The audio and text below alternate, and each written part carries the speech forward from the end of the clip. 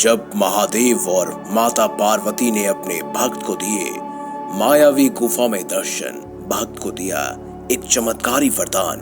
आप देख रहे हैं ज्योतिष बेस्ट उपाय।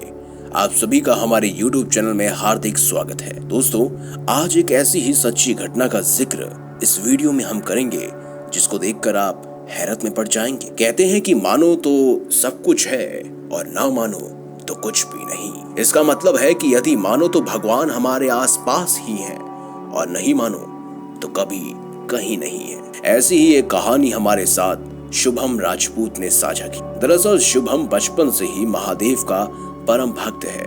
शुभम ने बताया कि बचपन में वह हिमाचल में एक छोटे से गांव में रहता था। वहां पर एक महादेव का रहस्यमय मंदिर है जिसमें सिर्फ शुभम ही जा सकता है। सुनने में आपको जरूर अटपटा लग रहा होगा, लेकिन ये सच है। वहां पर सिर्फ शुभम ही महादेव और पार्वती जी के दर्शन कर सकता है। महादेव का ये मंदिर पहाड़ों में काफी फीट ऊपर जाकर स्थित है। कोई भी साधारण इंसान इस मंदिर के दर्शन नहीं कर सकता। शुभम ने बताया कि मेरी माँ का देहांत बचपन में ही हो गया था। मैं उनको बहुत याद करता था।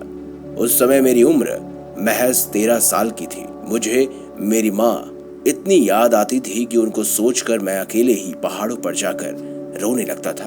एक बार मेरी सौतेली माँ ने मेरी गलती पर मेरा हाथ जलती लकड़ी से जला दिया और मुझसे कहा कि तू यहाँ से चला जा, तेरी वजह से हमारे घर में कलेश होता है। उस समय हाथों में जितना दर्द हो रहा था उतना ही दिल में भी हो रहा था। ऐसे में रोते रोते मैं पहाड़ों की तरफ जाने लगा और कब मैं पहाड़ों की ऊंचाइयों पर पहुंच गया मुझे पता ही नहीं चला। थोड़ी दूर और आगे चलने पर मैंने देखा एक गुफा के अंदर से कुछ आवाजें आ रही हैं। जैसे ही मैं उस गुफा में गया तो मैंने देखा कि पार्वती और महादेव जैसे कपड़े पहनकर कोई आपस में लड़ रहा है। जैसे ही मैं उनके पास गया तो पार्वती बनी महिला ने मुझे गले लगा लिया। फिर मैं उनके गले लगकर बहुत बुरी तरह रोने लगा क्योंकि उस दिन मुझे मेरी माँ की कमी खल रही थी। इसके बाद जैसे ही मैंने उनसे पूछा कि आप लोग कौन हैं, तो उन्होंने कहा कि मैं पार्वती हूँ और ये देवों के देव महादेव। ये सुनकर मुझे यकीन नहीं हुआ।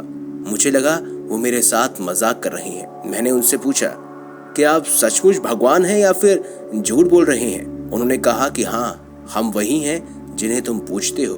ये सुनकर यकीन तो नहीं हो रहा था, लेकिन उन्होंने जब मेरे बारे में सब कुछ मुझे बताया तो मुझे यकीन हो गया कि वाकई में ये भगवान है जिन्हें हम पूजते हैं। इसके बाद जब मैंने उनसे मेरी माँ को लौटाने की इच्छा रखी तो उन्होंने कहा कि पुत्र, तुम्हें तुम्हारी असली माँ हम लौटा नहीं सकते, लेकिन हाँ, तुम्हारी सौतेली माँ को असली माँ बना सकते हैं। तुम जब घर जाओगे तो वह तुम्हारे साथ असली माँ जैसा व्यवहार करेगी। इसके बाद महादेव ने कहा, पुत्र बताओ तुम्हारी क्या इच्छा है। तुमने हमें स्वयं रूप में देखा है, आज तक भी किसी ने हमें इस रूप में नहीं देखा। तब शुभम ने बोला कि महादेव ऐसा वरदान दो कि मैं दुखी लोगों की पीड़ा हर सकूं, उनको सही मार्गदर्शन दे सकूं और लोगों की सेवा कर सकूं। महादेव ने शुभम को एक रुद्राक्ष दिया और कहा, बेटा निस्वार्थ अगर यदि तुम लोक कल्याण करना चाहते हो तो मैं तुम्हारे साथ हूँ। आज से ये रुद्राक्ष तुम्हारे हमेशा काम आएगा।